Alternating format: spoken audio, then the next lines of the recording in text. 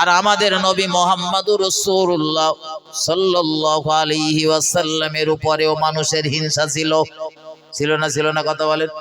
ওই কত কত ব্যক্তির নাম শুনেছেন, আবু জেহেল, আবু লাহাব, উতবা, সাইবা, এরা সব রসুলের চরম বিরোধিতা করত, নবীর দুশ্মনী করত, নবীর প্রতি এরা হিংসা করত।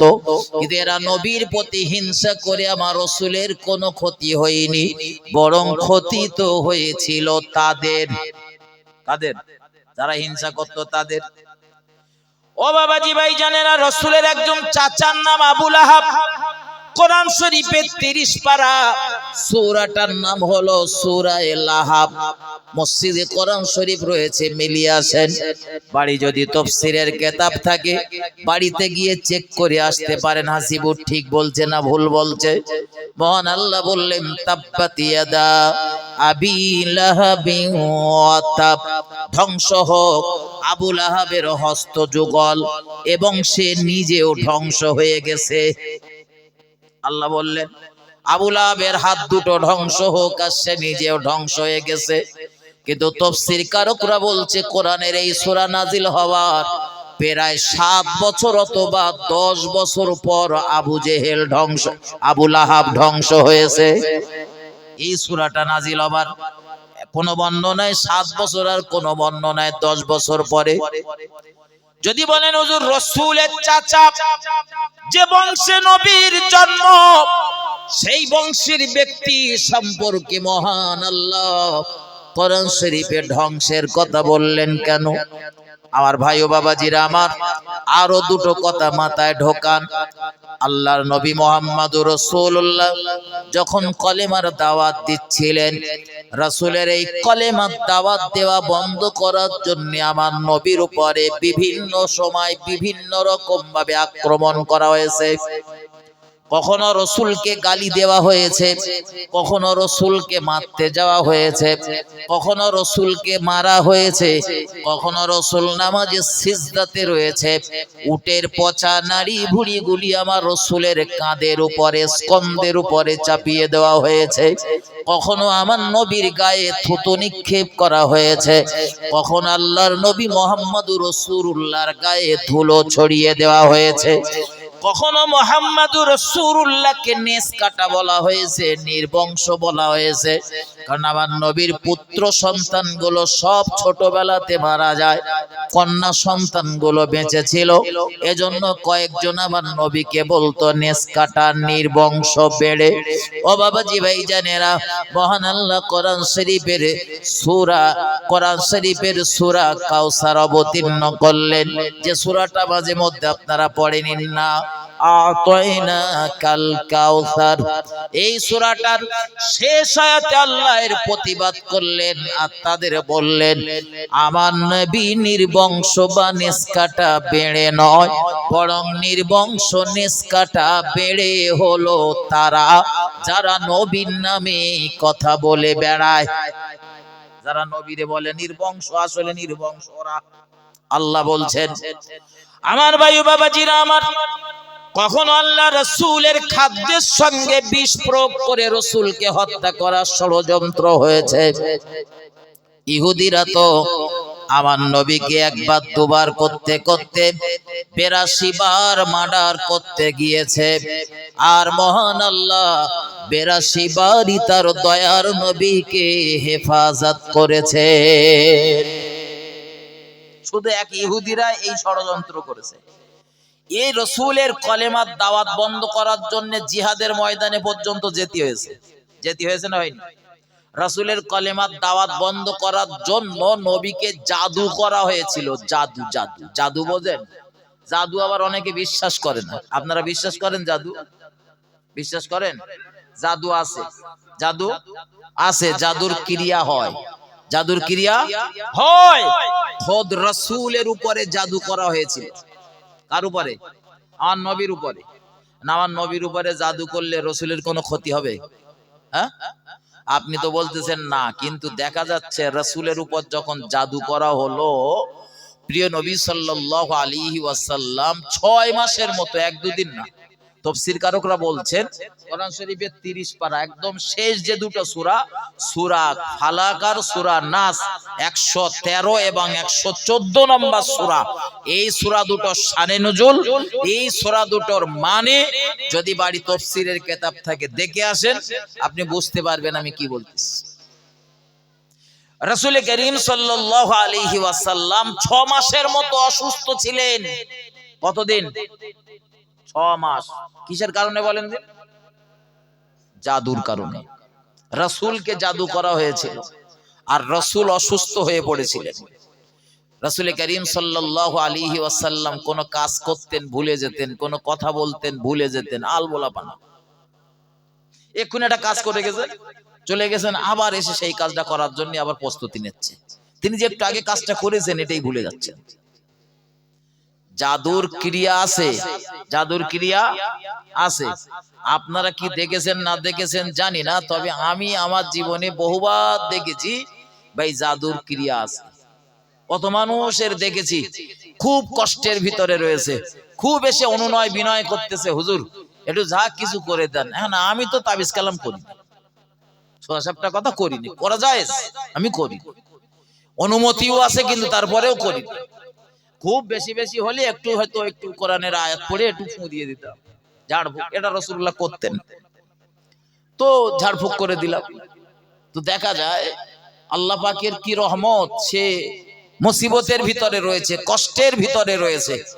কোরআনের কিছু আয়াত রয়েছে যেগুলো তেলাওয়াত করে তার গায়ে দম দেওয়ার পর কিছু সময় পর সে নিজের মুখেই স্বীকার করে যে হুজুর এখন একটু স্বস্তি পাচ্ছি, এখন একটু ভালো আছি। ওটা আমার কেরামতি না, বলো ওটা আল্লাহর কোরআনের মুজিজা, ওটা আল্লাহর কোরআনের কেরামতি। ভাই মাথায় ঢোকান, এই রাসূল করিম সাল্লাল্লাহু আলাইহি ওয়াসাল্লামকে জাদু করা হয়েছে, আমি আপনাদের শোনাচ্ছি। তার আগে গোড়ায় যে কথাটা ফেলেছি ওইটা বুঝে নেন। আর রাসূলের যে জাদু করা হয়েছিল সেই জাদু কি করে নষ্ট করা হয়েছিল সেটাও বলে দিচ্ছি। আর এই আমলটাই যদি আপনারা জারি রেখে দিতে পারেন তা কেউ কখনো আপনাদের জাদু করে কোনো ক্ষতি করতে পারবে না। বদনজর সত্য, কিছু মানুষের নজর এত খারাপ, যদি কোনো বাচ্চার দিকে পড়ে তো ওই বাচ্চাটা অসুস্থ হয়ে যায়, বাচ্চাটা অসুস্থ হয়ে যায়, এত তাদের নজর খারাপ। আপনার খেতে ভালো ফসল হয়েছে, ওতে নজর দেবে, ফসলের ক্ষতি হবে। আপনার গাছে হয়তো ভালো ডাব ধরেছে কি আম ধরেছে, ওতে তার নজর যদি পড়ে ওই গাছের বা ফলের প্রচুর পরিমাণে ক্ষতি হয়। বদনজরও সত্য, বদনজর সত্য। আমি তার দলিল দিচ্ছি, দলিল দিয়ে আলোচনা করবো আপনাদের কাছে, চিন্তা নেই। অনেক হয়তো বলবেন হুজুর মানে কুসংস্কার লেখা না, আমি দলিল দেবিও, দলিল দিলে তার কোনো কথা নেই, চলে। এখন রাসূলের চাচা আবু লাহাব, সে মুহাম্মদ সাল্লাল্লাহু আলাইহি ওয়াসাল্লামের ছিল চরম বিরোধী। কেমন বিরোধী জানেন? রাসূলের এই চাচা আবু লাহাব সে এত বিরোধী ছিল আপনি কল্পনা করতে পারবেন না। রাসূল কোন জায়গাতে কলেমার দাওয়াত দিতে গেছে তো ও পেছন পেছন যাবে। এই যেরকম আমি বোঝানোর জন্য বলছি, আমি আলোচনা করতেছি, কিছু ছেলে পিলে কিন্তু যাচ্ছে না, হাঁটাচলা করছে না, মানে এটা বাধা, এরা হয়তো বাধা দিচ্ছে না, ওরা ওদের কাজ করতে করতে যাচ্ছে, আমাদের অসুবিধা হচ্ছে। কিন্তু আবু লাহাব ইচ্ছা করে বার হতেন রাসূলের কাজে বাধা দেবেন বলে। রাসূল গিয়েছেন কোন জায়গায় কলেমার দাওয়াত দিতে, আবু লাহাব পেছন পেছন উকি মেরে মেরে যাবে, দেখি তো মুহাম্মদ আজকে কাদের বাড়ি যায়, কোন দিকে যাচ্ছে দেখি, এই একটু দূরত্ব রেখে যাবে। গিয়ে দেখলো রাসূল কারুর কাছে গিয়ে কলেমার দাওয়াত দিলেন, ভয় দেখালেন, তো আবু লাহাব পেছন দিয়ে যাবে, গিয়ে বলবে শোনো এই আমার ভাতিজা মুহাম্মদ ও যা বলতেছে ও সব মিথ্যা কথা বলতেছে, নাউজুবিল্লাহি মিন যালিক। এই যা কলেমার দাওয়াত দিয়েছে ও আর কলেমা পড়বে, মুসলমান হবে? কেউ কেউ জিজ্ঞাসা করতো ওটা কেডা, পাশ থেকে কেউ বলতো চেনো না ওটা রে, ওটা তো মুহাম্মদ সাল্লাল্লাহু আলাইহি ওয়াসাল্লামের চাচা। চাচা বলেছে, চাচার কথা আগে নেবে না ভাইপোর কথা নেবে? বলেন বলেন, চাচা কথা নেবে না আগে? হ্যাঁ। তো রাসূল করিম সাল্লাল্লাহু আলাইহি ওয়াসাল্লামের এইরকম বিরোধিতা করতেন। এই আবু লাহাবের বিবিটার নাম হলো উম্মে জামিল। উম্মে জামিল নাম শুনেছেন না? সেই কাঁটা দিত পথে, হুজুররা ওয়াজ করতে কি বলে, হ্যাঁ, এই উম্মে জামিল। এর দেখতে ছিল আমার দেশের যা নায়িকাদের লে যুব সমাজ পাগল, এদের থেকে আরো সুন্দর দেখতে ছিল এই উম্মে জামিল।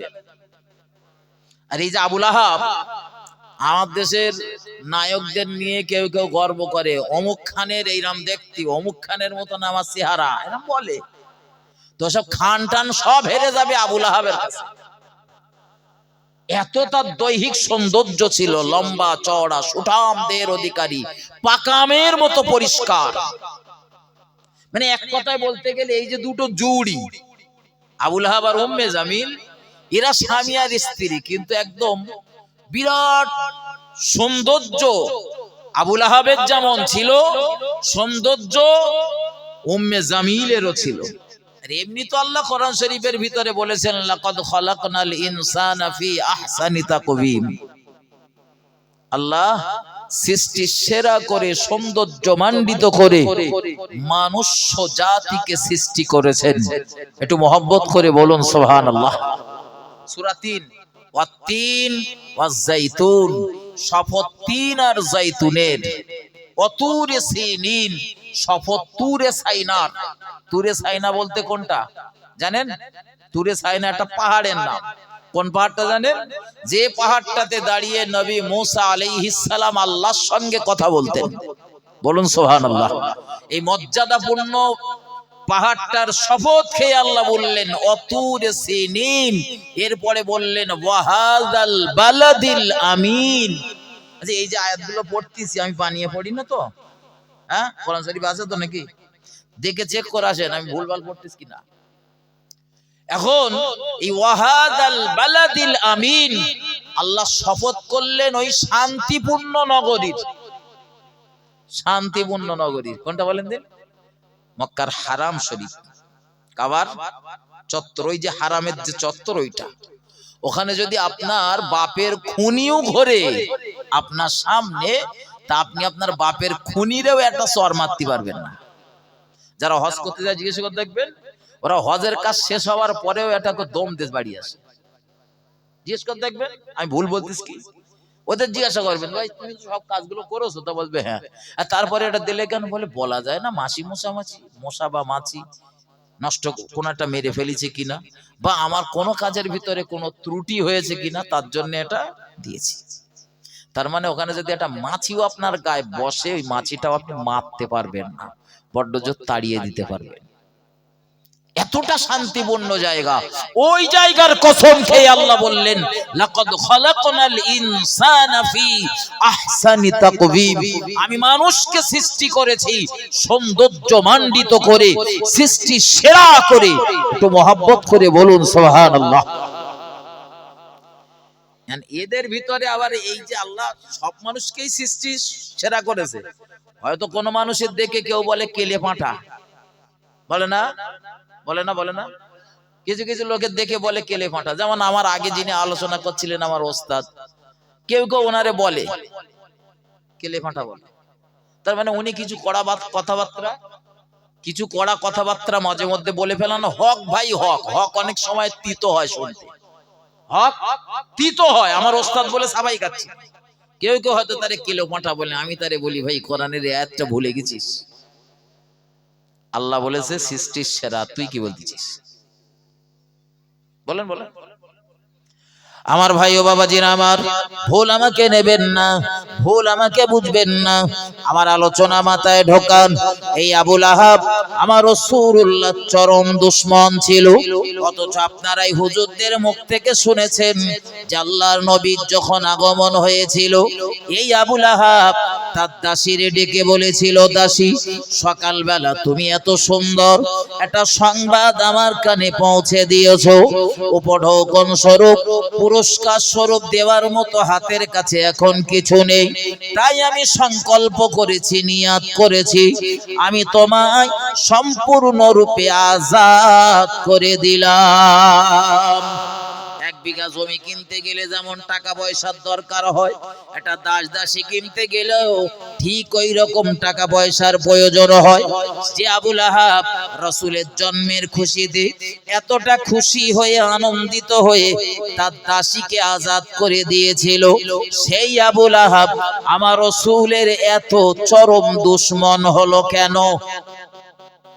বুঝে বাড়ি যান। হয়তো এ কথা আপনার কানে পড়েছে, কিন্তু আমি যে অ্যাঙ্গেল থেকে বলতেছি কথা হয়তো আপনার কানে পড়ি, আবার পড়তেও পারে। এই আবু লাহাব রাসূলের এই চরম দুশমন হবার নাম্বার 1 কারণ হলো রাসূলের দাদুর নাম হলো আব্দুল মুত্তালিব। তিনি ছিলেন কাবার মুতাল্লি। তিনি যখন বিদায় নেন, মারা যান, তখন রাসূলের বয়স 8 বছর 2 মাস 10 দিন। রাসূলের দাদু ইন্তেকাল করার পরে নবীর দায়িত্ব নিয়েছিলেন যে চাচাটা, ওই চাচাটার নাম হলো আবু তালিব। আবু তালিব মক্কার মানুষজন, নেতা মোড়ল মাতব্বরেরা রাসূলের এই চাচাকে কাবার মুতাল্লি বানিয়ে দিলেন। আবু লাহাব চাচা, আবু তালেব চাচা। আবু লাহাবের দেখতে ভালো, টাকা পয়সা রয়েছে প্রচুর, মাল ধন দৌলত রয়েছে প্রচুর। অনেকে ভাবে মনে হয় রাসূল খুব গরিব পরিবারে জন্ম নিয়েছিলেন। আমি বলি ভুল। আবু লাহাবের টাকা পয়সা কম ছিল না, নবীর অন্যান্য চাচাদের টাকা পয়সা কম ছিল না। তবে রাসূলের এই গরিবতার হালাতের কারণ হলো আল্লাহর নবী যখন মায়ের গর্ভে, তখন আব্বাকে হারিয়েছেন, আর 6 বছর বয়সে মাকে হারিয়েছেন। একজন বাপ মা হারা সন্তান দুনিয়ার জমিনে কত টাকা সম্পদের মালিক হতে পারে? তার জীবনে বেঁচে থাকাই তো একটা চ্যালেঞ্জ, ঠিক না? বল কথা বলে আমার ভাই ও বাবাজিরা আমার, যদি বলেন যে না নবীর চাচাদের টাকা পয়সা ছিল না, কোরআন থেকে আসুন, কোরআন থেকে দলিল দিচ্ছি। সূরা লাহাবের 2 নাম্বার আয়াতে মহান আল্লাহ বললেন, স্পষ্ট করে বললেন, তার উপার্জিত অর্থ, তার ধন সম্পদ, তার তার তার সন্তান সন্ততি তার কোনো কাজে আসবে না। আবু লাহাবের প্রচুর টাকা পয়সা ছিল, ধনী। এই আবু লাহাব মাঝে মধ্যে অহংকার করতো আর বলতো, আমার ভাতিজা যে আযাবের কথা বলে, আমার ভাতিজা যে জাহান্নামের ভয় দেখায়, যদি কখনো মুসিবতের সম্মুখীন আমি হয়ে যাই, আমার ওই বিরাট পরিমাণে টাকা পয়সা আর আমার অনেকগুলো বেটা বেটি রয়েছে, এদের মাধ্যমে আমি ঠিক নিষ্কৃতি পেয়ে যাব। এজন্য মহান আল্লাহ জানালেন, মহান আল্লাহ বললেন ওটা সম্ভব না, তার উপার্জিত অর্থ আর তার ছেলে পিলে তার কোনো কাজে আসবে না। ও বাবাজি ভাই জানেরা, আমি আপনাদের বোঝাচ্ছিলাম, এই যে মক্কার মানুষেরা আবু তালিবকে নেতা হিসাবে নির্বাচন করেছে, এখান থেকে আবু লাহাবের রাগ। আমিও বাপের ছেলে, আবু তালিবও বাপের ছেলে। আবু তালিবরে কাবার মুতাল্লি বানানো হলো, আর আমার কাবার মুতাল্লি বানানো হলো না। অথচ আবু তালিবের থেকে আমার টাকা পয়সা অর্থ বেশি। মূর্খ মানুষ ধনী হলি তার তখন সম্মান পাবার লোভ বেড়ে যায়, ঠিক না? বল, চেক করবেন, আমি যা বলতেছি কথাগুলো সব চেক করবেন। আমার ভাই বাবাজিরা আমার, আবু লাহাবের এখান থেকে রাগ, আর আবু লাহাবের রাগেই শুরু এখান থেকে, কারণ এই রাসূল তো থাকতেন ওই চাচার কাছে। কিন্তু ওই চাচাটার কাছে থাকতে থাকতে রাসূল যখন নবুয়ত লাভ করলেন, কলেমার দাওয়াত দেওয়া শুরু করলেন, আল্লাহর হাবিবের চরম বিরোধিতা করা সবাই যখন শুরু করলো, রাসূলের এই চাচা আবু তালিব সে আমার নবীকে ডাক দিয়ে বলল, বেটা তোর কোনো টেনশন নেই, কোনো চিন্তা নেই, এই মানুষজন তোর যদি বিরোধিতা করে, তোকে মারতে ধরতে আসে, তোর উপরে চড়াও হয়, জুলুম করে, আমি তোর চাচা বলছি, মক্কার কেউ তোমার পাশে না থাকলেও আমি সর্বদা তোমার সঙ্গে থাকবো।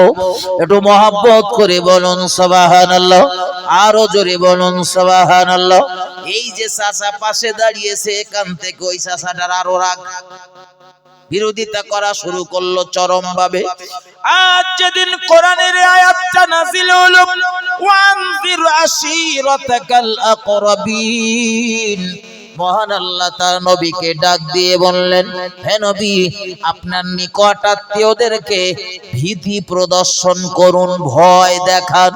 এই কথা, এই আয়াত যেদিন নাজিল হয়ে গেল, আল্লাহর নবী মুহাম্মদুর রাসূলুল্লাহ সকালবেলা প্রত্যুষে তিনি ডাক দিলেন আত্মীয় স্বজন পরিবার বর্গের লোকজনদেরকে তিনি ভীতি প্রদর্শন করবেন বলে। একটু মহব্বত করে বলুন সুবহানাল্লাহ। এখান থেকে ওয়াজ বোঝেন, আওয়াজ শুনে বাড়ি যাবেন না। ওয়ানদির আশিরাতাকাল আকরাবিন, আল্লাহ বললেন নবী আপনার নিকট আত্মীয়দেরকে ভয় দেখান, ভীতি প্রদর্শন করুন। এখান থেকে আপনিও ওয়াজ বুঝে বাড়ি যান। আপনি নামাজ পড়েন, আপনার বিবিটা নামাজ পড়ে না, ওয়াজ ওখানে করুন। আপনি নামাজ পড়েন, আপনার ছেলে মেয়ে নামাজ পড়ে না, ওয়াজ ওখানে করুন। আপনি নামাজি, আপনি পরহেজগারিতা অর্জন করে চলেন, আপনার বিবি, আপনার কন্যা, আপনার বোন, আপনার মা বেপরদায় ঘরে ওয়াজটা ওখানে করুন। আগে নিজের বাড়িতে ভয়টা দেখান, তারপরে স্টেজে, তারপরে চার দোকানে, তারপরে মোড়ের মাথায় ওয়াজ করবেন। তার আগে বাড়ি করেন ওয়াজ। মুহাম্মাদুর রাসূলুল্লাহকে মহান আল্লাহ তাই বললেন, ওয়ানদির আশিরাতাকাল আকরাবিন, হে নবী আপনি আপনার নিকট আত্মীয়দেরকে ভীতি প্রদর্শন করুন, ভয় দেখান। আল্লাহর নবী সেদিন ভয় দেখানোর জন্য ডাকলেন সাফা পাহাড়ের নিকটে। ইতিহাস আপনাদের জানা বলবো না, এক মিনিটের জন্য যে পয়েন্টটা না বললে বোঝাতে পারবো না, ওই পয়েন্টটা মাথায় ঢোকান। আল্লাহর হাবিব যখন তাদেরকে বললেন, আমি যদি বলি এই পাহাড়ের পৃষ্ঠদেশে একদল মক্কা দুশমনের আত্মগোপন করে রয়েছে, ওর শুরুই একদল সৈন্য রয়েছে, তোমরা কি আমার কথা বিশ্বাস করবে? লোকজনগুলো এক বাক্যে জবাব দিলেন, নগো আব্দুল্লাহর বেটা মুহাম্মদ সাল্লাল্লাহু আলাইহি ওয়াসাল্লাম, আপনার কথা অবিশ্বাস করার তো কোনো কারণ নেই।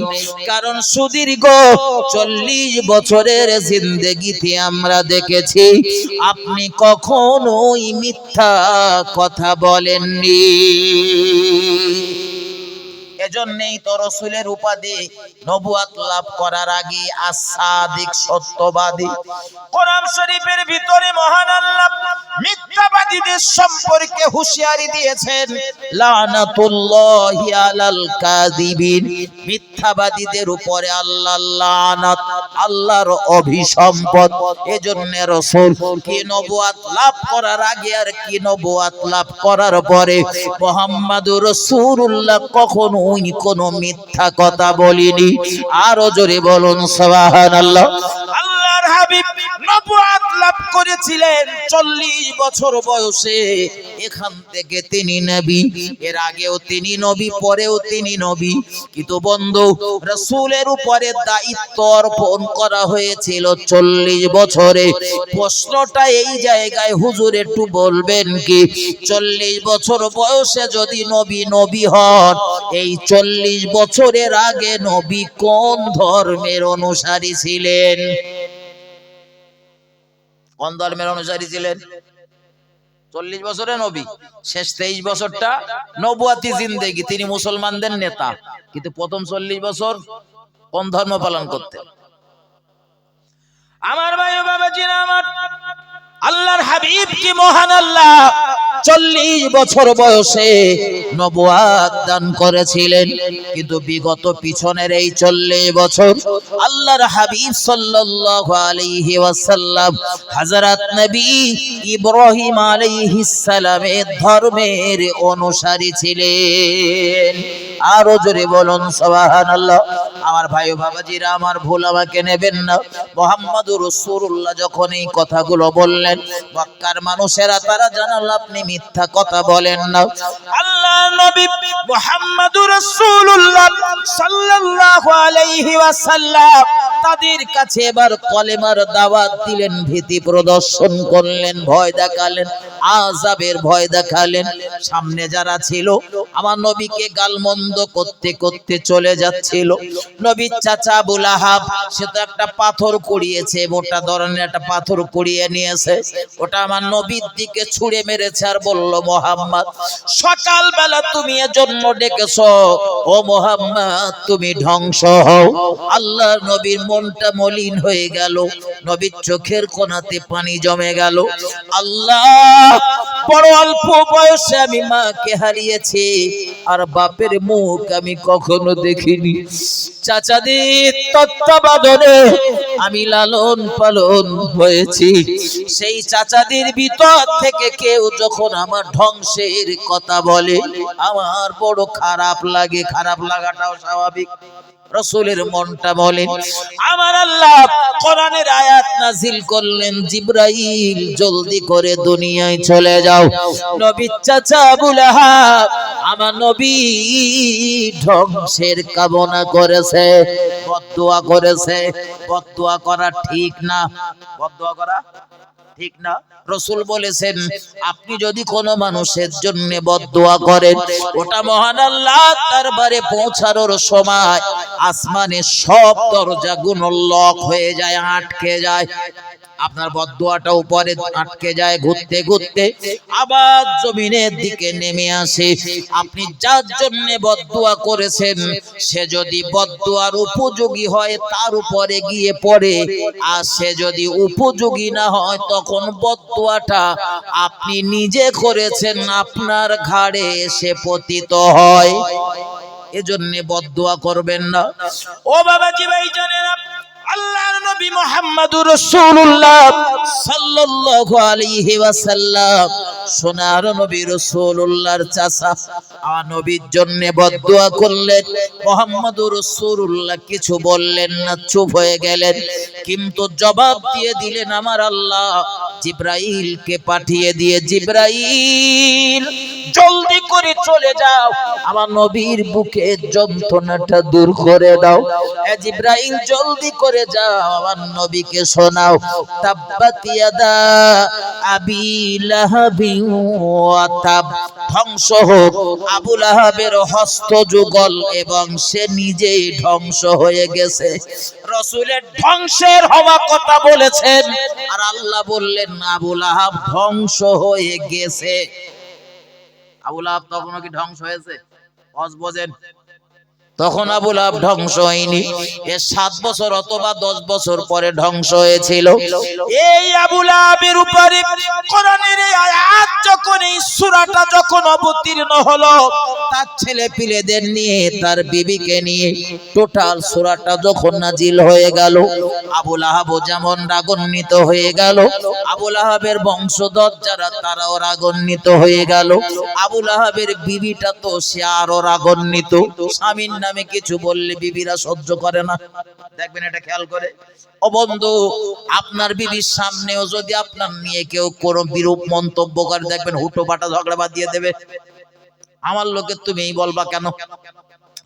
তো আবু লাহাবের বিবি উম্মে জামিল প্রচন্ড রাগান্বিত হয়ে রাসূল করিম সাল্লাল্লাহু আলাইহি ওয়াসাল্লামকে বেইজ্জতি করার জন্য বাড়ি থেকে বার হয়ে পড়েছেন। আর রাসূলের বাড়ি আর কাবা শরীফের খুব বেশি দূরত্ব না। কাবা চত্বরের পূর্ব দিকে আবু কুবাইস নামীয় পাহাড়, ওই পাহাড়ের পাদদেশে মুহাম্মদুর রাসূলুল্লাহর ঘর। একটু মহব্বত করে বলুন সুবহানাল্লাহ। ওখানে তিনি জন্ম নিয়েছিলেন। আল্লাহর হাবিবের চাচি উম্মে জামিল কাবা চত্বরে ঢুকে গেলেন আমার নবীকে বেইজ্জতি করবেন বলে। আল্লাহর হাবিব তখন কাবা চত্বরে বসে রয়েছে।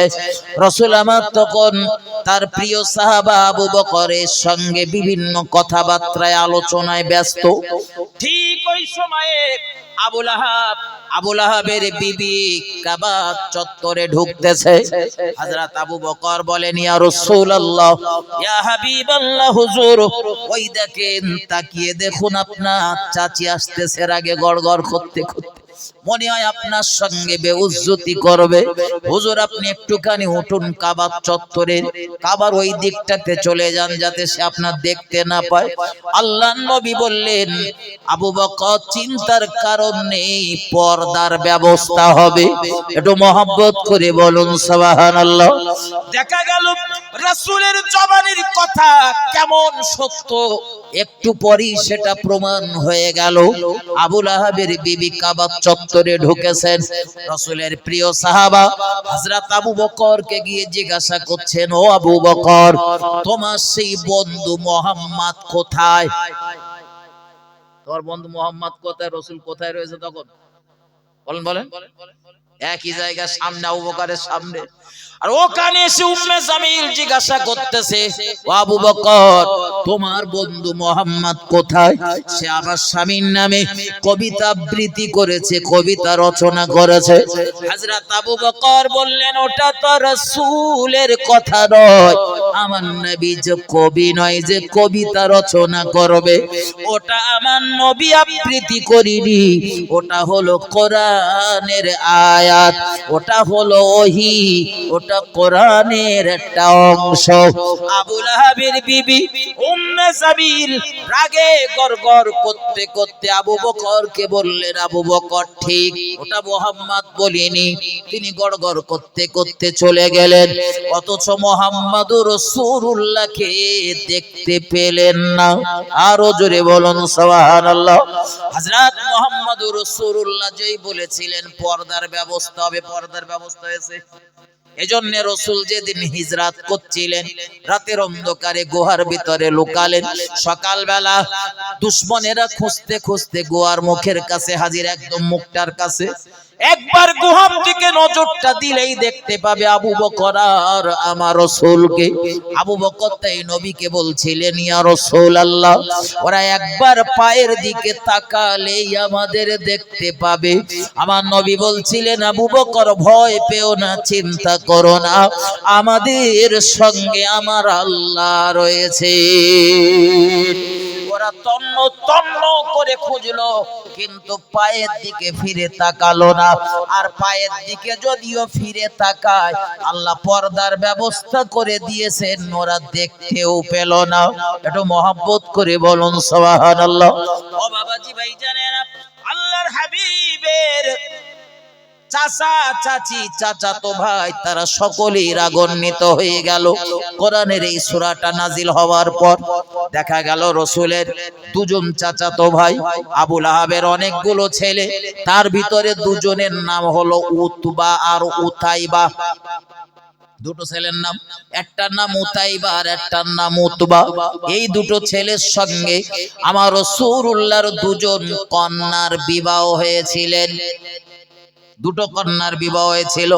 যদি বলেন হুজুর আমরা শুনেছি আলীর সঙ্গে একটা কন্যার বিবাহ হয়েছিল, উসমান গনির সঙ্গে দুটো কন্যার বিবাহ হয়েছিল। আবার আপনি বলতেছেন আবু লাহাবের বেটা উতবা আর উতাইবার সঙ্গে দুটো কন্যা বিবাহ হয়েছিল। তো নবীর কটা কন্যা আর কতজনের সাথে বিয়ে হয়েছিল? আসলে রাসূলের যে দুজন কন্যা উতবা আর উতাইবার সঙ্গে বিবাহ হয়েছিল, এই দুটো কন্যারে এরা ছেড়ে দিলে হযরত উসমান গনির সঙ্গে পর পর বিবাহ হয়েছিল। একটার অবর্তমানে আর একটা, তার মানে একটা মারা যাবার পর আর একটা, একসাথে না। সেটা মাথায় ঢোকা। এই উতাইবা আর উতবার সঙ্গে বিবাহ হয়েছিল, কিন্তু তারা একদিন তাদের বাপের জুলুমে, বাপের জোড়াজুড়িতে রাসূলের দরবারে এসে হাজির হয়ে গেল। আব্দুল্লাহর বেটা মুহাম্মদ সাল্লাল্লাহু আলাইহি ওয়াসাল্লাম, আমরা তোমার দুটো সন্তান, দুটো কন্যার সঙ্গে সংসার করব না, তালাক দিয়ে দিলাম। তালাক দিয়ে দিলাম। তালাক নিকৃষ্ট হালাল। কি হালাল বলেন? নিকৃষ্ট হালাল। তোমার কন্যা দুটোরে তালাক দিয়ে দিলাম। আল্লাহর নবী বলেন, ও আবু লাহাবের বেটা উতবা আর উতাইবা, আমার কন্যাদের কি অপরাধ, কি কারণে আমার কন্যা দুটোরে ছেড়ে দিলে, ডিভোর্স দিলে? আবুল আহাবের বেটা উতাইবা প্রচন্ড রাগান্বিত হয়ে গিয়ে প্রিয় নবী মুহাম্মদুর রাসূলুল্লাহ সাল্লাল্লাহু আলাইহি ওয়াসাল্লামের উপরে ঝাঁপিয়ে পড়লেন, আমার নবীর সঙ্গে বেউজ্জতি শুরু করে দিলেন। দয়ার নবী রাসূলুল্লাহর গায়ের জামা ছিঁড়ে ফেললেন, আমার নবীর সঙ্গে চরম বেয়াদবি করলেন, বেউজ্জতি করলেন। ও বন্ধুরে আমার, এত চরম বেয়াদবি করেছিলেন মুহাম্মদুর রাসূলুল্লাহ, শুধু একবার বলেছিলেন, আল্লাহ এই উতাইবার উপরে আপনার কুত্তাদের ভিতরে একটা কুত্তা তার উপরে লেলিয়ে দেন। রাসূলের জিন্দেগিতে নবী তার চাচাতো ভাই উতাইবারে এই যে বদদুয়াটা করলেন। কেন করলেন? আমি তো আগেই বলেছি বদদুয়া করা যাবে না, বলেছি না? আসলে তার আগে বদদুয়া করার আগে তো রাসূলের আগে মহান আল্লাহ কোরআনের আয়াত নাজিল করে ও পরিবারের ধ্বংসের কথা শুনিয়েছেন। ঠিক না ভুল কথা বলেন? ওই সূরা নাজিল হবার কারণেই তো এইসব সমস্যা হচ্ছে। তো আল্লাহ যেখানে ধ্বংসের কথা বলেছেন, তার জন্য তো আর মাগফিরাতের কামনা করা যায় না, রহমতের কামনা করা যায় না। ওজন্য এত চরম বেয়াদবি করলো। রাসূল বললেন, আল্লাহ তোমার কুত্তাগুলোর ভিতর থেকে একটা কুত্তা এর উপরে তুমি লেলিয়ে দাও। ও বাবাজি ভাইজানেরা আমার, ইতিহাস আপনাদের জানা, আমি বলবো না, শুধু যে পয়েন্টটা না বললে বোঝাতে পারবো না ওইটা মাথায় ঢোকান। এই উতাইবা কিছুদিন পর বাণিজ্য করতে গিয়েছিল, ব্যবসা করতে গিয়েছিল। ব্যবসা করা হালাল, ব্যবসা করা হালাল। কোন ব্যবসা? যে ব্যবসায় লসও রয়েছে লাভও রয়েছে ওই ব্যবসা হালাল। যে ব্যবসায় লস আর লাভ রয়েছে ওই ব্যবসা হালাল। আর যে ব্যবসায় শুধু লাভ রয়েছে লস নেই ও ব্যবসা হারাম। ওই ব্যবসা যেরকম সুদের ব্যবসা, ওতে লস আছে। 10,000 টাকা দেশে মাসে 500 করে দিতে হবে, আবার 1 মাস না দিলে চক্রবৃদ্ধির হারে সুদ হবে। চক্রবৃদ্ধি মানে বোঝেন তো? আগে তো 10,000 সুদ হচ্ছিল, এই যে 500 দেয়নি, এবার 10,500 সুদ হবে। আমার ভাই বাবাজিরা আমার, তাই বলে যেন ভাববেন না যে হুজুর ব্যবসা যখন হালাল তাহলে আমি কাল সকাল বেলা কাটিহাট বাজারে গিয়ে একটা দোকান নিয়ে মদের ব্যবসা করব। মদের ব্যবসা চলবে? চলবে? ওটা হারাম। যদি মনে করেন হুজুর আমি গাঁজার ব্যবসা করব, গাঁজা হারাম। ও বাবাজি ভাই জানেন, আলোচনা মাথায় ঢোকা। এই উতাইবা বাণিজ্য করতে গেল, আর বাণিজ্য করতে গিয়ে সন্ধ্যা যখন নেমে এলো, সঙ্গী সাথী অনেক রয়েছে, তাদের সঙ্গে আলোচনা করে নিল এই বিদেশ বিভুই। দেশে হলে একরকম, বিদেশ আর একরকম। আপনার গ্রামে আপনি যতটা স্বাধীনভাবে চলাফেরা করেন, ঘোরাফেরা করেন, ওঠা বসা করেন, বিশ্রাম করেন, বিদেশ বিভূতিতে থাকলে এত স্বাধীনতা পাবেন না। তো নিজেদের ভিতরে তারা আলোচনা সেরে নিল, আমরা রাতের বেলা পথ চলবো না, একটা জায়গায় আমরা বিশ্রাম করব, আরাম করব, থাকবো। তাবু লাগানো হলো।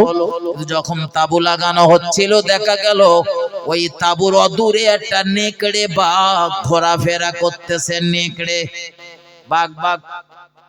উতাইবার মনে পড়ে গেল, আজ থেকে কিছুদিন আগে আবার আব্দুল্লাহর বেটা মুহাম্মদ সাল্লাল্লাহু আলাইহি ওয়াসাল্লাম সে আমার নামে বদদুয়া করেছিল। আর আমি এটাও জানি মুহাম্মদুর রাসূলুল্লাহর কথা কখনো মিথ্যা হয় না। তার কলেমার প্রচার প্রসার করা, ওটা হয়তো মানি না, ওটা কলেমা গ্রহণ করি না, কিন্তু এটা জানি মুহাম্মাদের কথা কখনো মিথ্যা হয় না। ও বাবাজি ভাই জানেরা, আল্লাহর হাবিবের চাচাতো ভাই উতাইবা ও ভয় পাচ্ছিল, তাই নিজের সঙ্গে সাথীদের সঙ্গে আলোচনা করছিল, মনে হয় এই বাঘটা আজকে রাতে আমার জীবন শেষ করবে।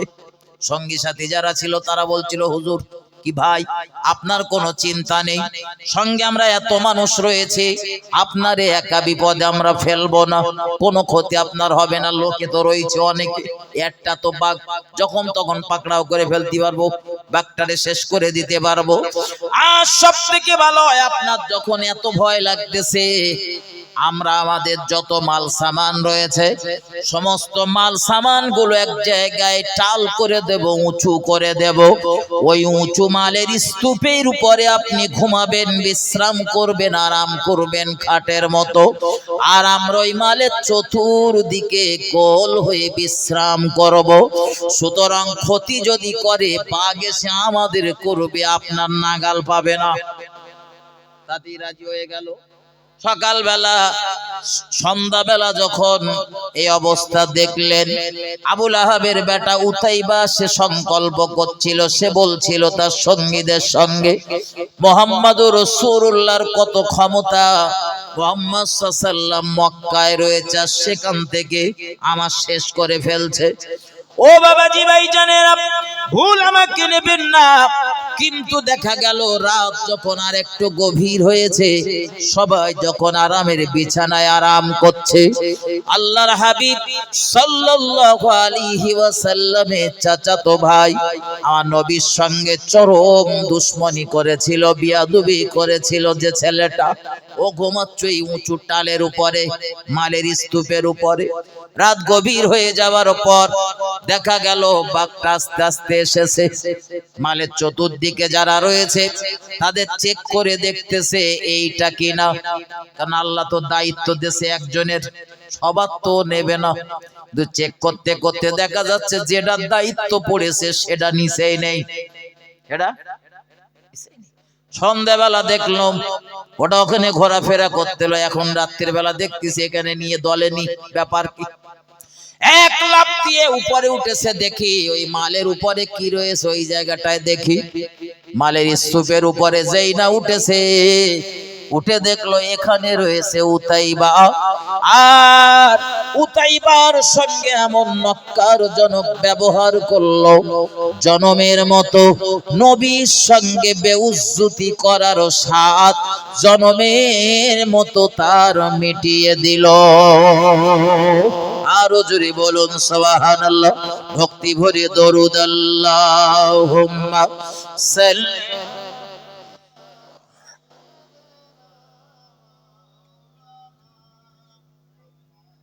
ওয়া আলা আলি সাইয়্যিদিনা মা আমিনা।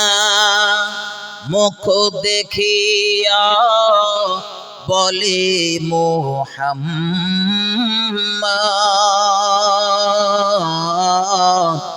আর দুঃখে ভরা কপাল রে তোর, অমর সোনার চাঁদ।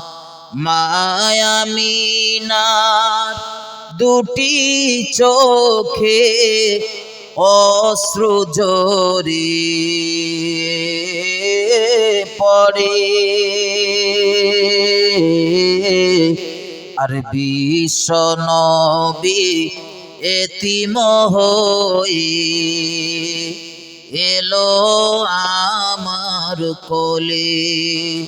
হায় আব্বা যে তার নেই মাথা, কে বুলাবে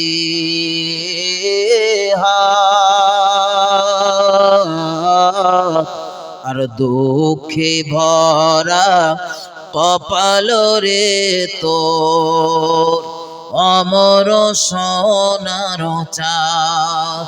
সবার সেরা নবী মোদের এলেন সবার পরে, আসিতের সময় কাঁপ লাগে, খালি গায়ে ঘরে খুরমা পানি খেয়ে নবী কাটায় কত রাত, আর দুঃখে ভরা কপাল রে তোর, অমর সোনার চাঁদ। আল্লাহুম্মা সাল্লি আলা সাইয়্যিদিনা মাওলানা মুহাম্মদ ওয়া আলা আলি সাইয়্যিদিনা।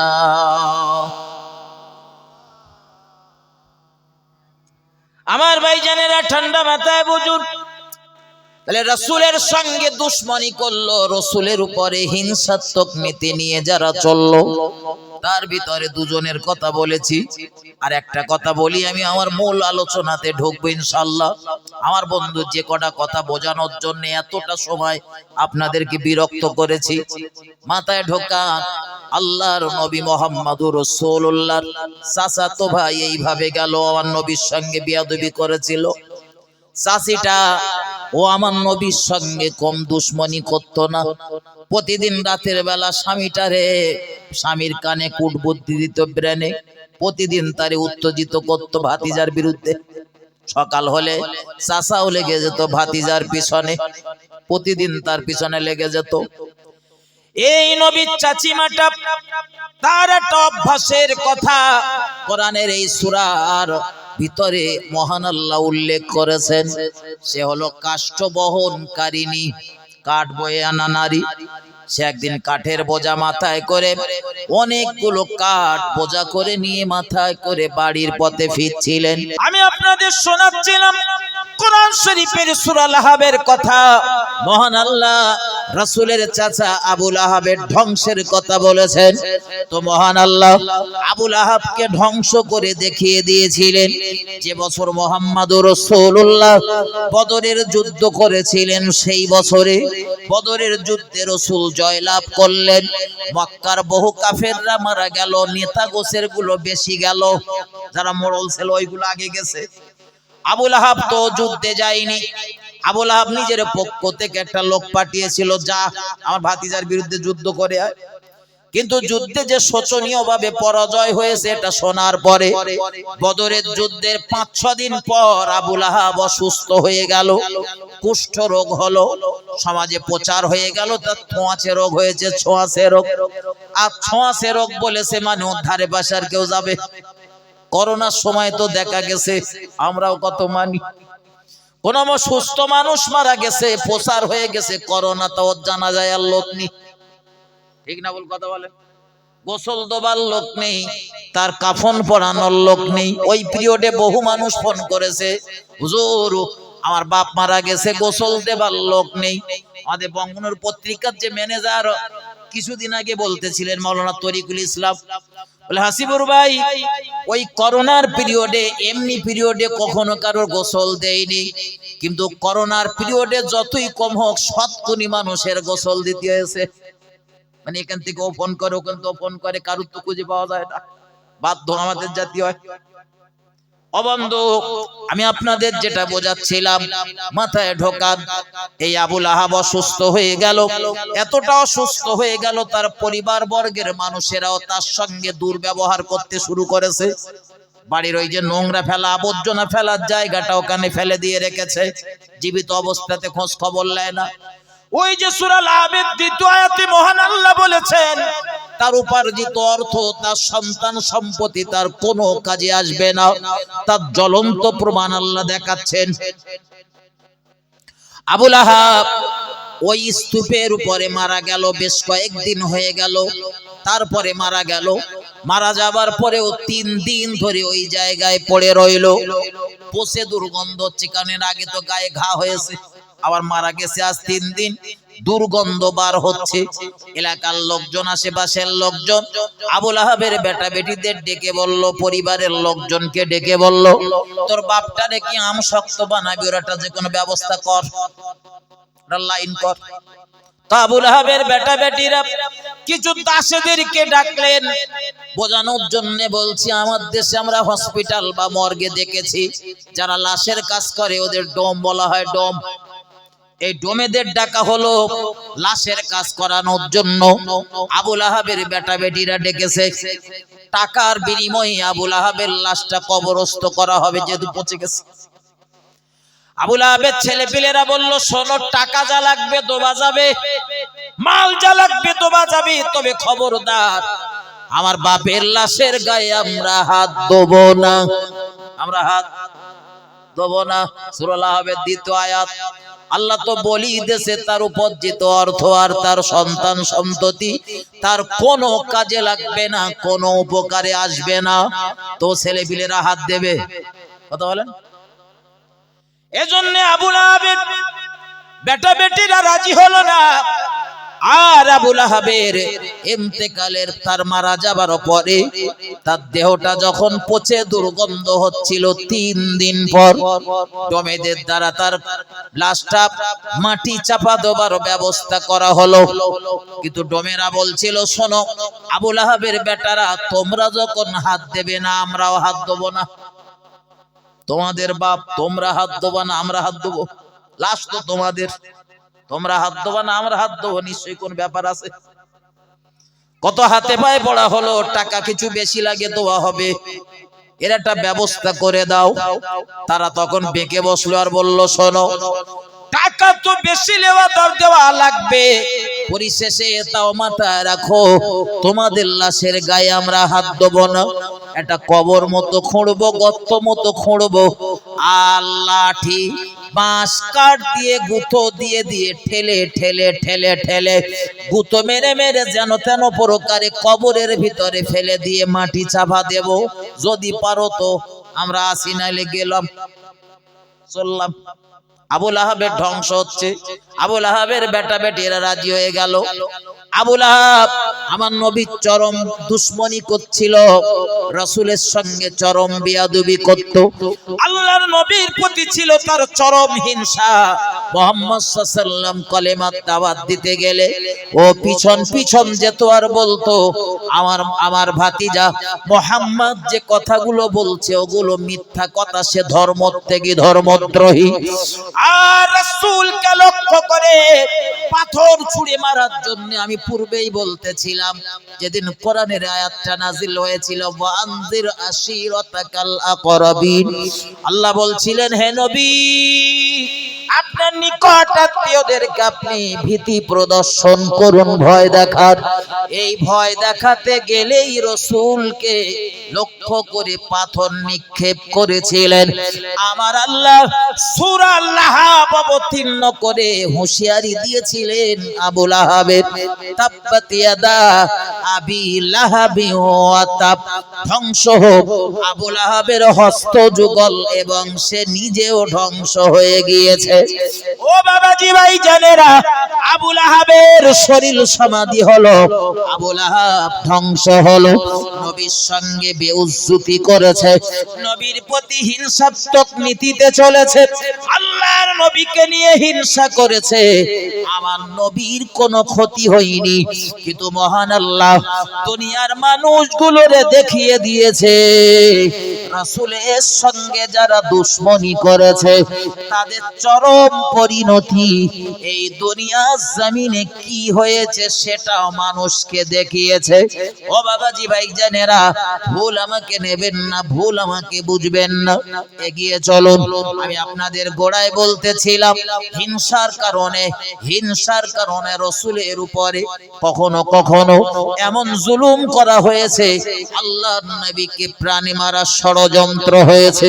ইহুদিরা তো ৮২ বার মার্ডার করতে গিয়েছিল, আগেই বলেছে, কখনো যুদ্ধের ময়দানে দাঁড়াতে হয়েছে। আল্লাহর নবীর উপরে অত্যাচারের স্টিমার রুলার চলেছে, মুহাম্মাদুর রাসূলুল্লাহর খাদ্যের সঙ্গে বিষ প্রয়োগ করা হয়েছে, কখনো দয়ার নবী রাসূলুল্লাহকে জাদু করা হয়েছে, মুহাম্মাদুর রাসূলুল্লাহকে শেষ করে দেওয়ার জন্য আমার নবীর থেকে কলেমার দাওয়াত দেওয়াটা বন্ধ করার জন্য রাসূলের উপরে জাদু করাও হয়েছিল। ও বন্ধু, আল্লাহর হাবিবের উপরে যখন জাদু করা হয়েছিল, এই জাদু করার পর দেখা গেল আমার রাসূলের কিছু কথার মাথায় থাকে না, ব্রেনে থাকে না।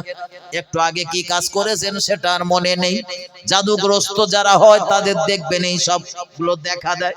কখনো মাথার যন্ত্রণা হয়, কখনো অস্থিরতা ভাব প্রকাশ করে, কখনো দেখা যায় বাড়ি যত সময় রয়েছে এত অস্থির, তার মন টেকতেছে না। বাড়ির থেকে বেরিয়ে আসার পরে দেখা যাচ্ছে ও সুস্থ। দেখবেন বহু লোক বলে। তো রাসূল করিম সাল্লাল্লাহু আলাইহি ওয়াসাল্লাম এত অসুস্থতার ভিতরে রয়েছেন, তিনি কথাবার্তা ভুলে যাচ্ছেন, কি কাজ করেছেন সেটা মনে রাখতে পারছেন না। ঠিক এরকম একটা সময় দেখা গেল আল্লাহর নবী মুহাম্মদুর রাসূলুল্লাহ সাল্লাল্লাহু আলাইহি ওয়াসাল্লাম তিনি ঘরের ভিতরে আরাম করছিলেন, বিশ্রাম করছিলেন।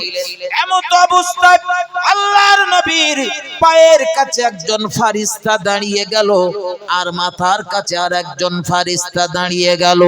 দুই দিকে দুজন ফারিস্তা, মাঝখানে রাসূলুল্লাহ শায়িত শোয়া। আল্লাহর হাবিব সাল্লাল্লাহু আলাইহি ওয়াসাল্লামকে লক্ষ্য করে ওই ফারিস্তা দ্বয় আলোচনা করছেন, এই ব্যক্তির কি হয়েছে। তার মানে রাসূলের কি হয়েছে, রাসূল যে অসুস্থতার ভিতরে রয়েছে তার কি হয়েছে। এক ফারিস্তা অপর ফারিস্তাকে জিজ্ঞাসা করলো, তো অপর ফারিস্তা তখন জবাব দিল, এই ব্যক্তিটা জাদু করা হয়েছে। বোঝেন, যারা মনে করছিলেন জাদু নেই, জাদুর ক্রিয়া হয় না, তার আওয়াজটা ভালো করে মাথায় ঢোকান। রাসূলকেও জাদু করা হয়েছিল, আল্লাহ দ্বীনের প্রচার প্রসার করা বন্ধ করে দেওয়া হয় বলে।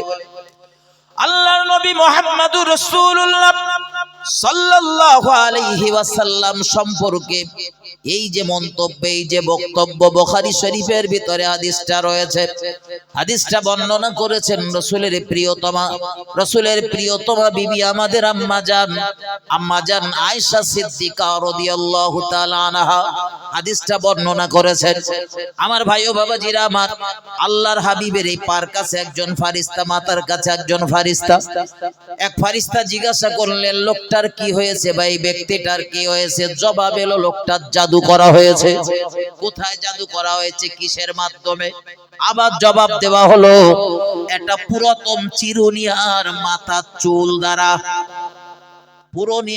পুরাতন চিরুনি, মাথা আঁচড়ানো হয়, ওটার কি বলে আপনাদের দিকে, চিরুনি। ওই পুরাতন চিরুনি আর মাথার চুল দ্বারা জাদু করা হয়েছে। মাথার চুলটা এমন একটা চুল ছিল যে চুল দিয়ে 11টা গিট মারা হয়েছিল। কটা গিট? 11টা। আল্লাহর হাবিবের জীবনের দিকে তাকিয়ে দেখুন, মুহাম্মদুর রাসূলুল্লাহ সাল্লাল্লাহু আলাইহি ওয়াসাল্লাম 3 রকম কায়দায় চুল কেটেছেন, 3 রকম ছাঁটে চুল কেটেছেন। আমার দেশে কত রকম ছাট দেখা যায়, কখনো মালসা ছাট, কখনো আল ছাট, আবার এখন একটা সালবেট দিয়ে ছাট বের গেছে, ঘোড়ার মতন ছাট। কত রকম ছাট আছে। কিন্তু রাসূলের জীবনে দেখলে দেখা যাবে আল্লাহর নবী মুহাম্মদুর রাসূলুল্লাহ 3 রকম কায়দায় 3 রকম পদ্ধতিতে চুল কেটেছেন। নাম্বার 1, আল্লাহর নবী মুহাম্মদুর রাসূলুল্লাহ বাবরি চুল রাখতেন, কানের নথি পর্যন্ত বাবরি চুল। 2 নম্বর, বিশ্ব নবী মুহাম্মদুর রাসূলুল্লাহ সাল্লাল্লাহু আলাইহি ওয়াসাল্লাম চুল কেটেছেন মাথার সমস্ত দিকে একরকম, মাথার সব দিকে একরকম ছোট ছোট করে। 3 নাম্বার কায়দা হলো, আল্লাহর নবী মুহাম্মদুর রাসূলুল্লাহ যখন হজ ও উমরা করেছেন, মুহাম্মদুর রাসূলুল্লাহ মাথা মুন্ডন করেছেন, নেড়া করেছেন। একটু মহব্বত করে বলুন সুবহানাল্লাহ। এই 3 রকম কায়দায় রাসূল চুল কেটেছেন। তুমি যদি এই 3 রকম কায়দায় চুল কাটতে পারো, তুমি রাসূলের প্রেমিক। আর তোমার মতো সোনার টুকরা উম্মতের জন্যই তো নবী হাসরের ময়দানে অপেক্ষা করবেন শাফাত করার জন্য। আমার ভাই এগিয়ে চলুন। তাহলে রাসূলের জাদু করা হলো চিরুনিয়া চুলের মাধ্যমে। এবারে ফারিস্তাটা জিজ্ঞাসা করলো, কোথায় রাখা হয়েছে? বলে, অমুক কূপের নিম্ন দেশে পাথরের নিচে চাপা দেওয়া হয়েছে। আল্লাহর হাবিব সাল্লাল্লাহু আলাইহি ওয়াসাল্লাম হযরত আলী কাররামাল্লাহু ওয়াজহাকে বললেন, একটা বর্ণনায় অপর বর্ণনাতে রয়েছে রাসূল মাকবুল সাল্লাল্লাহু আলাইহি ওয়াসাল্লাম কয়েকজন সাহাবাকে সঙ্গে করে নিয়ে তিনি নিজে উপস্থিত হয়েছিলেন এবং হযরত আলীর মাধ্যমে ওটা বার করলেন। আল্লাহর হাবিব সাল্লাল্লাহু আলাইহি ওয়াসাল্লাম ওটা বার করার পরে কোরআনের এই দুটো সূরা নাজিল হয়ে গেল। কোরআন শরীফের শেষ দুটো সূরা, সূরা ফালাক আর সূরা নাস। সূরা ফালাক আর সূরা নাস। মাঝে মধ্যে নামাজ আপনারা পড়েন কুল আউযু বিরাব্বিল ফালাক, এটা সূরা ফালাক। কুল আউযু বিরাব্বিন নাস, এটা সূরা নাস। এই দুটো সূরাতে আয়াতের সংখ্যা হলো 11টা। কটা? আর ওই চুলের গিট দেওয়া রয়েছে ওতে কটা? 11টা। আল্লাহর নবী মুহাম্মদুর রাসূলুল্লাহ সাল্লাল্লাহু আলাইহি ওয়াসাল্লাম তিনি কোরআনের সূরা ফালাক আর সূরা নাস এই সূরা এর 11টা আয়াত একটা একটা করে তেলাওয়াত করলেন। আর ওই জাদুকৃত চুলের গিঁটগুলো একটা একটা আয়াতের বিনিময়ে একটা একটা এমনি এমনি খুলে যাচ্ছিল। একটু মহব্বত করে বলুন সুবহানাল্লাহ। 11টা গিঁট যখন খুলে গেল আল্লাহর নবী মুহাম্মদুর রাসূলুল্লাহ সাল্লাল্লাহু আলাইহি ওয়াসাল্লাম সুস্থতা লাভ করলেন। তিনি উঠে বসলেন, সুস্থতা লাভ করলেন, তিনি উঠে বসলেন। আরো জোরে বলুন সুবহানাল্লাহ। তাকবীর দেন, নারায়ে তাকবীর, নারায়ে তাকবীর। মুজাদ্দিদে জামানের সিলসিলা, মুজাদ্দিদে জামানের সিলসিলা হযরতুল আল্লামা মুফতি আব্দুল কাইয়ুম সাহেব, হযরতুল আল্লামা মুফতি আব্দুল কাইয়ুম সাহেব, নারায়ে তাকবীর। দরুদ শরীফ। আল্লাহুম্মা সাল্লি আলা সাইয়্যিদিনা মাওলানা ওয়া আলা আলি সাইয়্যিদিনা।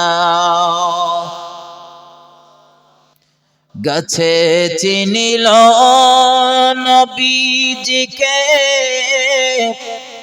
আর মাসে চিনিল নবীজির উম্মত হইয়া পারিলাম না চিনিতে। চিনিল বনের হরিণী। আল্লাহুম্মা সাল্লি আলা সাইয়্যিদিনা মাওলানা মুহাম্মদ ওয়া আলা আলি সাইয়্যিদিনা। আমার ভাই আলোচনা মাথায় নেন। এই জন্যে সূরা ফালাক সূরা নাস অবতীর্ণ হওয়ার পর থেকে রাসূল তার জীবনে এই সূরাদ্বয় আমল জারি করেছিলেন। তিনি সর্বদা পড়তেন, কখনো নামাজের পরে, 5 ওয়াক্ত নামাজের পর পড়তেন, ফজরের পর পড়তেন, মাগরিবের পর পড়তেন। রাসূল করিম সাল্লাল্লাহু আলাইহি ওয়াসাল্লাম এগুলো পড়তেন এই জাদু টোনা বান বা মানুষ এবং জিনের বদনজর, কুনজর, কুদৃষ্টি থেকে বাঁচার জন্য। আমরাও যদি রাসূলের দেখানো ওই পদ্ধতিটা অ্যাপ্লাই করতে পারি, ওটা যদি বাস্তব জীবনে রূপ দিতে পারি।